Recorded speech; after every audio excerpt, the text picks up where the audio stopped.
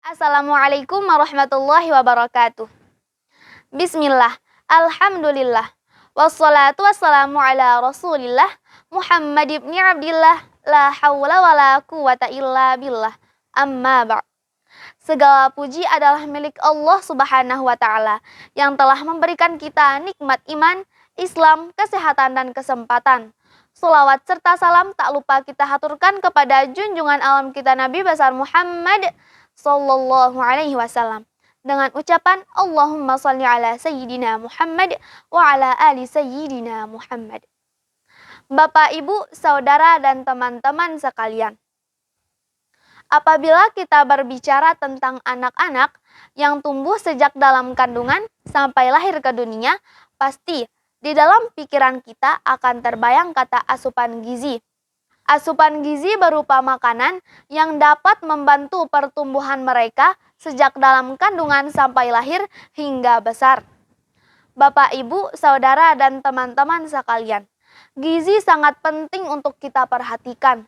Sebab apabila tidak diperhatikan dengan serius, akan dapat menimbulkan masalah. Di antaranya, kekurangan gizi yang biasa disebut dengan wasting dan stunting, kekurangan zat gizi mikro yang disebut dengan anemia, dan kelebihan gizi yang disebut dengan obesitas. Perlu kita ketahui bersama, pemerintah selama ini terus gencar dalam memerangi masalah gizi pada anak, terutama pada balita, seperti masalah wasting dan stunting. Jadi, wasting dan stunting itu apa ya? Bapak, Ibu, saudara, dan teman sekalian, wasting merupakan kondisi kekurangan gizi yang disebabkan oleh pertama, tidak diberikannya ASI eksklusif pada anak. Yang kedua, makanan pendamping ASI yang tidak cukup. Yang ketiga, anak menderita sakit dan tidak segera ditangani. Dan yang keempat, tidak menerapkan pola hidup bersih dan sehat. Kondisi ini yang menyebabkan berat badan anak turun drastis atau di bawah angka normal. Bagaimana ciri anak mengalami wasting? Tandanya, anak tampak sangat kurus, berat badannya rendah jika dibandingkan dengan tinggi badannya. Dampak buruknya adalah kekebalan tubuh menjadi rendah sehingga anak mudah terkena penyakit infeksi, mengalami gangguan pertumbuhan fisik, mengalami gangguan perkembangan otak, hingga kematian. Lalu, bagaimana dengan stunting? Stunting adalah kondisi di mana tinggi badan anak lebih pendek dari standar usianya atau dari anak seusianya. Selanjutnya, apa sih hubungan wasting dan stunting? Wasting dan stunting adalah masalah gizi yang saling berkaitan, di mana kedua bentuk masalah gizi ini memiliki faktor resiko yang sama dan saling memperburuk kondisi satu dan lainnya.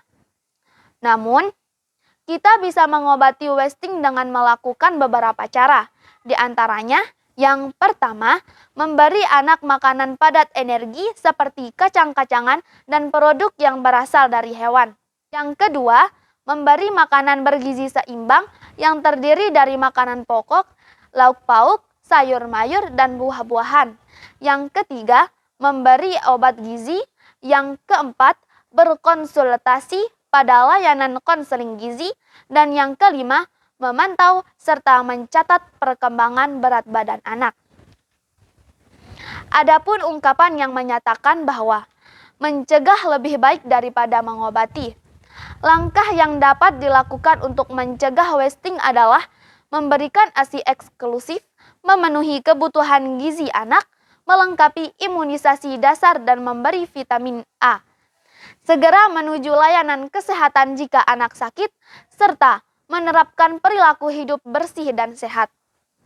Bapak, Ibu, saudara, dan teman-teman yang berbahagia, mengingat wasting dan stunting yang sangat berbahaya dan mempengaruhi tumbuh kembang anak dari kecil hingga dewasa, mari kita bersama-sama siaga dan waspada terhadap asupan gizi anak, supaya anak terhindar dari kedua masalah gizi tersebut. Cegah dan obati wasting supaya tidak stunting.